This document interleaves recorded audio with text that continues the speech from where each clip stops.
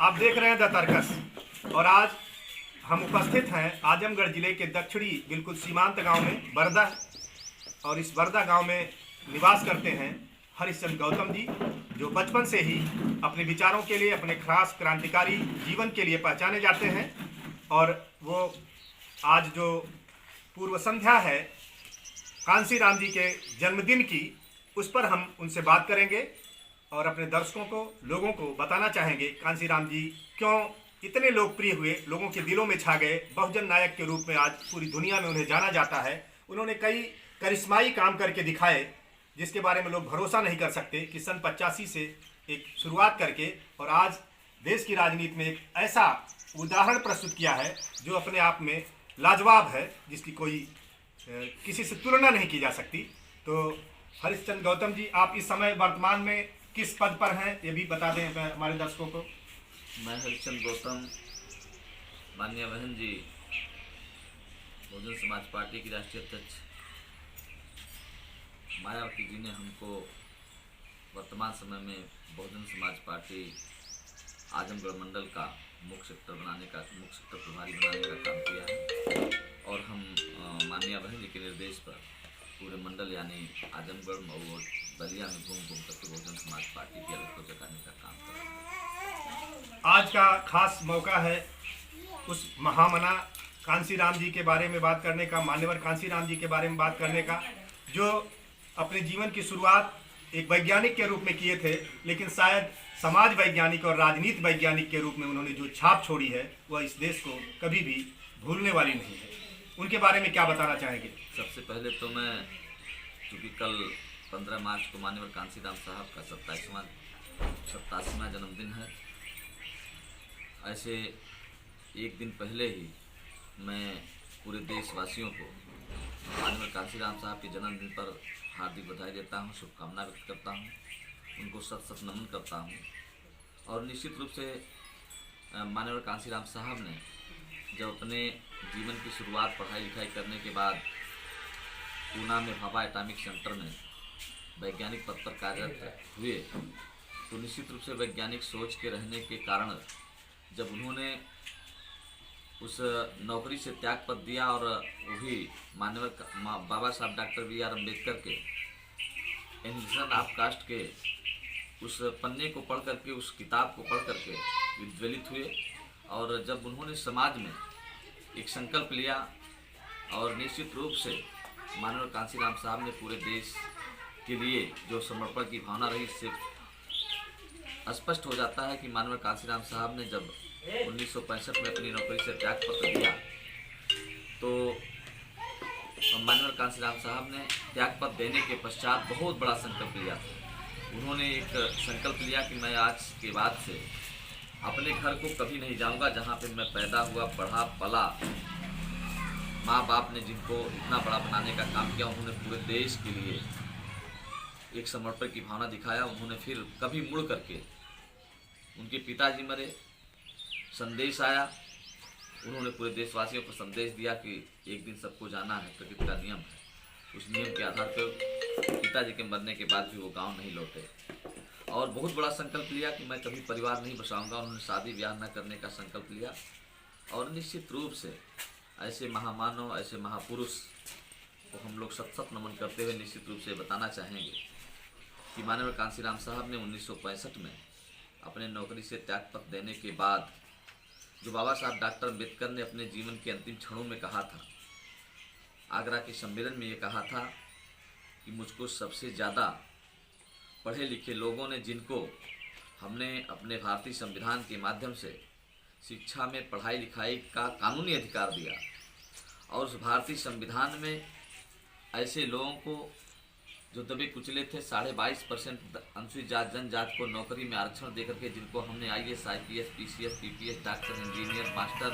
चपरासी बनाने का काम किया, सबसे बड़ा धोखा हमको इन लोगों ने दिया है। और निश्चित रूप से उस बाबा साहब डॉक्टर अम्बेडकर की उस वाक्य को ध्यान में रख करके सबसे पहले माननीय कांसीराम साहब ने 6 दिसंबर 1978 को वाम सेब का निर्माण किया, जिसमें अनुसूचित जात, जनजात,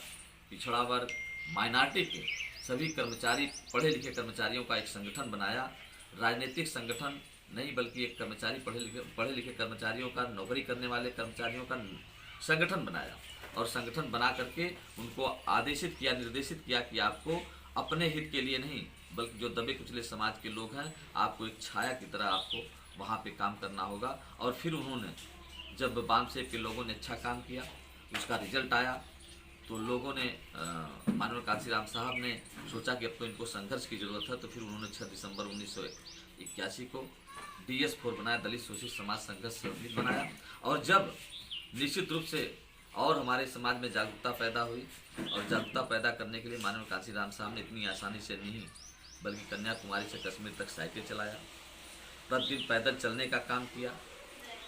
रोडवेज पर अपनी रात गुजारने का काम किया,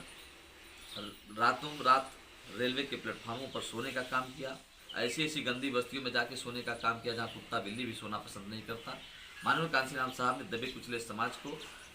हुक्मरान बनाने के लिए, ऐसे समाज को जो कभी राजा नहीं बन पाता था, कभी वो सपना नहीं देख पाता था कि हम भी, क्योंकि बाबा साहब डॉक्टर अम्बेडकर ने 1 वोट का अधिकार देकर के राजा बनाने का काम तो किया था, समझाया था, लेकिन लोग समझ नहीं पाए थे। उसको समझा करके माननीय कांसीराम साहब ने लंबा संघर्ष किया। यह हम उनकी किताब को जब पढ़ते हैं तो निश्चित रूप से उसमें यह स्पष्ट होता है कि माननीय कांसीराम साहब ने कई ऐसे दिन वाकया आता है जब दिल्ली के करोड़ बाग के रैगरपुरा कार्यालय से गए, लोगों को समझाने का काम किया। रात के 12 बज गए, 1 बज गए, घर पे लौटे, चूँकि शुगर के पेशेंट वो बहुत पहले हो चुके थे। और जब आए तो पता चला कि खाना ख़त्म है। तो उन्होंने कई दिन ऐसा हुआ जब सूखी रोटी उनको मिली गर्मी के मौसम में, तो उसको पानी में भिगो करके खाने का भी काम किया। तो और कांसीराम साहब ने अपने समाज को ये परिवर्तन दिखाने के लिए, त्याग की भावना को दिखाने के लिए, निश्चित रूप से बहुत बड़ा आश्चर्य होता है ऐसे महामानव ने, ऐसे महापुरुष ने श्मशान घाट पे जा करके मुर्दे की कोट को 5 रुपये में खरीदा और शान से दिल्ली के मावलंकर हाल के बैठक में पूरे देशवासियों के बीच में कहा कि भाई देखो, मैंने 5 रुपये की मुर्दे की कोट खरीदा है और ये तीसरी ठंडी बिता रही, क्या ठंडी अच्छी है। और निश्चित रूप से बड़ा गर्व होता है ऐसे शख्स पर, कि ऐसे त्याग पुरुष पर, कि जब ये दुनिया से गए तो उनके नाम से पूरे देश में 1 इंच की ज़मीन नहीं रही। जब वो दुनिया छोड़े तो माननीय कांसीराम साहब के नाम से 1 रुपये का पासबुक पूरे देश में किसी बैंक में नहीं रहा। ऐसे महापुरुष ने हम सभी लोगों को जगाने का काम किया और उन्होंने नारा दिया कि कांसीराम तेरी नेक कमाई। हमारे पिछड़े समाज के भाइयों, माइनॉरिटी समाज के भाइयों ने जब एक चेतना पैदा हुई, जब उन्होंने भागीदारी देने का काम किया और उन्होंने नारा लगाया कि जिसकी जितनी संख्या भारी उसकी उतनी हिस्सेदारी के तहत जब उन्होंने देने का काम किया, तो हमारे पिछड़े समाज की जागरूकता जब फैली, पिछड़े समाज के लोगों ने उनके सम्मान में नारा लगाया, कांसीराम तेरी नेक कमाई तूने सोती कौन जगाई। निश्चित रूप से साथियों, मैं पूरे देशवासियों से एक संदेश और भी कहना चाहूँगा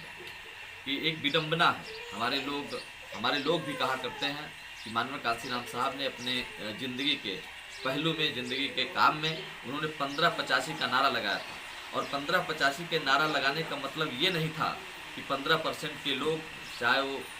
ब्राह्मण समाज के हों, क्षत्रिय समाज के हों, भूमिहार समाज के हों, कायस्थ समाज के हों, 15% को उन्होंने इग्नोर किया, ऐसा नहीं। उन्होंने 85% यानी जो बड़ा समाज था, 52% पिछड़ा समाज, SC ST माइनॉरिटी, ये जो पिछड़ा समाज, जो 85% के लोग थे जो कभी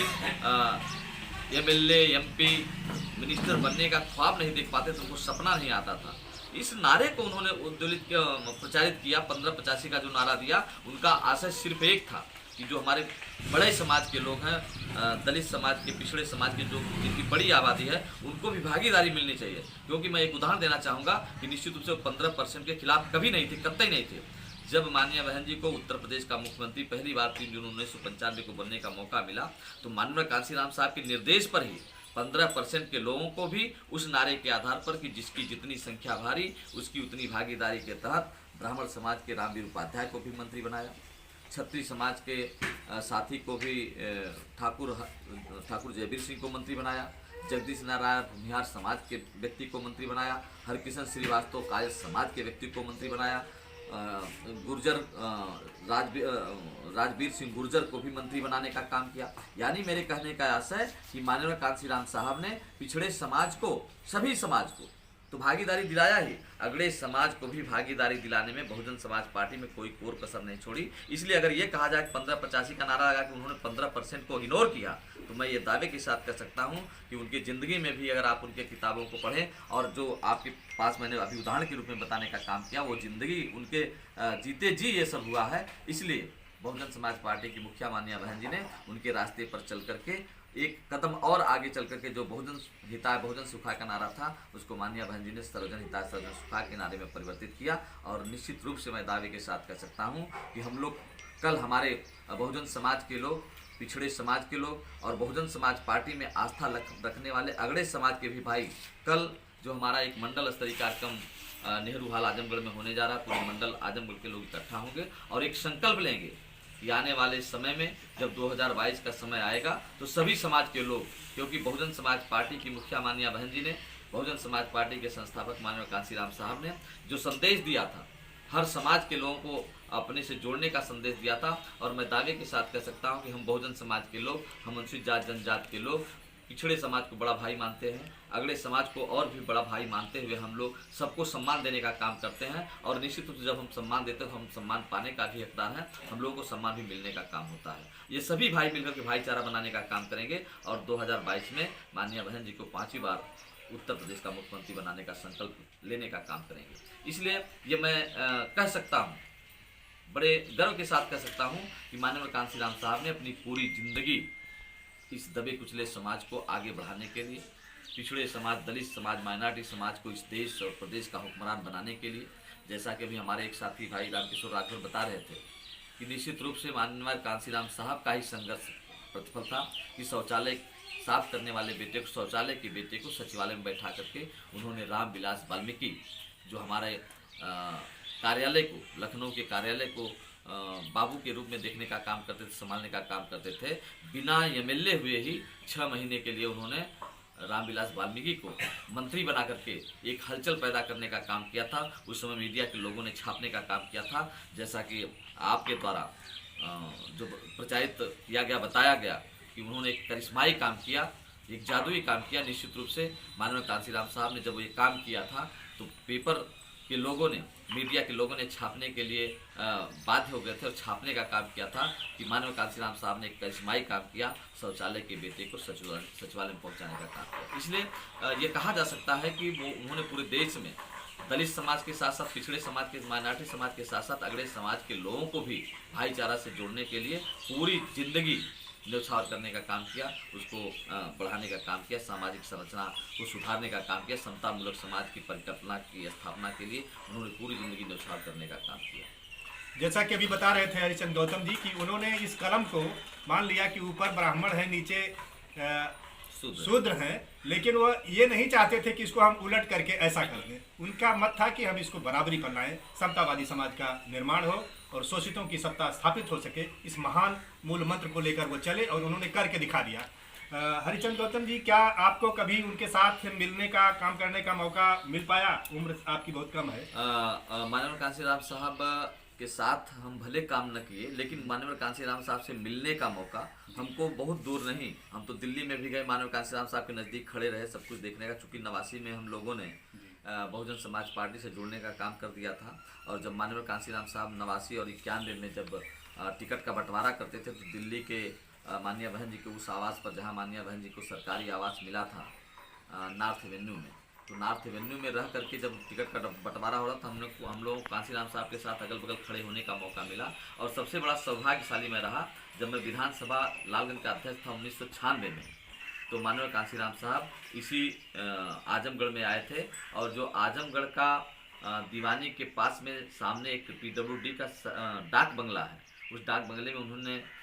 उस रात को उन्होंने ठहरने का काम किया, और सभी विधानसभा अध्यक्षों को उसी लान में बैठा करके, और मैं समझता हूं कि मात्र 25-26 की संख्या रही होगी, सभी विधानसभा अध्यक्ष थे, कुछ हमारे सीनियर लोग थे, उन लोगों के बीच में बैठ करके माननीय कांसीराम साहब हम लोगों को ज़मीन पर बैठ करके, अपने कुर्सी पर वो बैठे थे, हम लोगों को ज़मीन पर बैठ करके हम लोगों को समझाने का काम किया था। इसलिए मुझको बहुत नज़दीक से उनके साथ ये भी काम करने का मौका मिला था। बड़ा सौभाग्यशाली में रहा, निश्चित रूप से ऐसा अवसर में प्राप्त हुआ। उस करिश्माई शख्स के साथ मिलकर के आपने कम से कम उनको सीधे देखा है, उनकी बातों को सुना है। आप अभी संस्मरण बता रहे थे। मैं समझता हूँ कि कहा जा सकता है कि वो एक पारस पत्थर थे और उन्होंने जिसको छुआ वो भी पारस पत्थर हुआ। और आप जैसे तमाम लोग, कितने लोग निकले जो और लोगों को भी समाज में सोने की तरह से तपा रहे हैं और एक अच्छा इंसान बना रहे हैं, मानवतावादी बना रहे हैं, समतावादी बना रहे हैं और देश के निर्माण में अपनी भूमिकाएं अदा कर रहे हैं। आपने हमको समय दिया, बात किया। अगर आप कुछ खास और इस मौके पर हमारे दर्शकों के लिए कहना चाहते हैं, उस महान मनीषी महामना मान्यवर कांशीराम जी जो करके गए, वह अपने आप में एक लाजवाब बात है कि लोगों के संघर्ष की कहानी हम इतिहास में, पुराण में तमाम पढ़ते हैं, लेकिन इस तरह की कहानी कम मिलती है। बहुत बिरले लोग ऐसे हुए जिन्होंने पूरे समाज के लिए सीधे अपने पूरे जीवन को कुर्बान कर दिया, होम कर दिया, अपने निजी जीवन को कहीं पता नहीं लगा और उसी को अपनी खुशी बना लिया। तो अगर आप कुछ कहना चाहते हैं तो हमारे सबसे पहले तो मैं आपका बहुत बहुत धन्यवाद करता हूँ, आभार व्यक्त करता हूँ। इधर तर्कस चैनल के माध्यम से आपने हमारे साथियों के हमारे इंटरव्यू को लेने का काम किया और ये समाज के बीच में प्रदर्शित करने का काम किया, दिखाने का काम किया। सबसे पहले तो मैं आपका बहुत बहुत आभार व्यक्त करता हूँ, धन्यवाद करता हूँ। और निश्चित रूप से एक संदेश देना चाहूँगा इस देशवासियों को कि माननीय कांशीराम साहब की जो सोच थी, माननीय कांशीराम साहब की सोच, जैसा कि आपने बताया कि माननीय कांशीराम साहब कभी ये नहीं चाहते थे कि सामाजिक संरचना देश की बिगड़े। माननीय कांशीराम साहब की सोच थी कि जो हमारे लोग हैं, चाहे वो दलित हों, चाहे पिछड़े हों, चाहे अल्पसंख्यक हों, चाहे अगड़े समाज के लोग हैं, सब लोगों को एक अधिकार समतामूलक समाज, सबको सम्मान मिले, किसी का जात के नाम पे अपमान न हो, ऐसा वो उनकी सोच थी। और मैं ऐसे अवसर पर, उनके जन्मदिन के पूर्व संध्या के अवसर पर ये अपने लोगों से, पूरे देशवासियों से कहना चाहूँगा कि अगर माननीय कांशीराम साहब ने ये सोच स्थापित किया था, ये सोच लेकर के समाज में निकले थे, तो हमारी पूरे नौजवान साथी, पूरे देश के लोगों को चाहिए कि निश्चित रूप से ऐसे महामानव, महापुरुष के विचारों को आगे बढ़ाने के लिए हम लोग भी, जो भाईचारा बिगड़ा हुआ है आज वास्तव में देश में, किन्हीं न किन्हीं पार्टी के ऐसे लोग आए जिन्होंने भाईचारा बिगाड़ने का काम किया है। जात के नाम पर, धर्म के नाम पर लोगों को बांट करके आज राजनीति के माध्यम से एक अलगाव पैदा किया, जुड़ाव पैदा किया, दूरियां बनाने का काम किया है, मानवतावादी सोच को ख़त्म करने का काम किया है। मैं चाहूँगा कि ऐसी सोच को भी थोड़ा अकल आए, ऐसी पार्टी को भी थोड़ा अकल आ जाए। ये लोग भी सद्बुद्धि के साथ, ठीक है राजनीति करना उनका काम है, राजनीति करो, शासन करो, सब कुछ करो, लेकिन भाईचारा धर्मवाद के नाम पर, जातिवाद के नाम पर बिगाड़ने का काम न करो। तो मैं संदेश देना चाहूँगा अपने देशवासियों को कि निश्चित रूप से ऐसे फिरकापरस्त ताकतों से हमें सावधानी के साथ रह करके, और देश में जो भी पार्टी हो या जो भी संगठन हो, जो समतामूलक समाज की स्थापना के लिए जिन्होंने सामाजिक समरसता की बात किया हो, जो लोग आपको सभी मायने में समान रूप से सम्मान देने का काम करें, ऐसे लोगों के साथ मिलकर के हम लोगों को रहना चाहिए। और निश्चित रूप से सबसे बड़ी बात होगी, जब हमारा भाईचारा बनेगा तो भारत माँ की सुरक्षा भी होगी, भारत माँ की सीमा भी निश्चित रूप से अक्षुण्ण रहेगी। इसलिए मैं यही कहना चाहूँगा कि हमें ऐसे महामानव के पथ पर चल करके आगे बढ़ने का अवसर मिलना चाहिए। मान्यवर कांशीराम का जीवन एक संदेश है और सामाजिक, राजनीतिक, हमारी नई पीढ़ी को जो इस विषय में अध्ययन करना चाहते हैं उनके लिए अनिवार्य है कि वह कांशीराम के जीवन को पढ़ें, समझें, जानें, उनकी पुस्तकों को पढ़ें। और अगर वो उनके रास्ते पर चलते हैं तो कुछ भी असंभव नहीं है। इस देश को सबसे अधिक ऊंचाइयों पर लेकर पहुंचा जा सकता है, शोषितों की सत्ता स्थापित हो सकती है, प्रबुद्ध भारत की रचना हो सकती है और पूरा देश, पूरी दुनिया में फिर अग्रणी बन करके नेतृत्व कर सकता है। आप सभी को बहुत बहुत धन्यवाद, आप सबने समय दिया। माननीय हरिश्चंद्र गौतम जी को विशेष धन्यवाद कि आपने आज हमारे चैनल के लिए, हमारे दर्शकों के लिए अपनी बात रखी। धन्यवाद।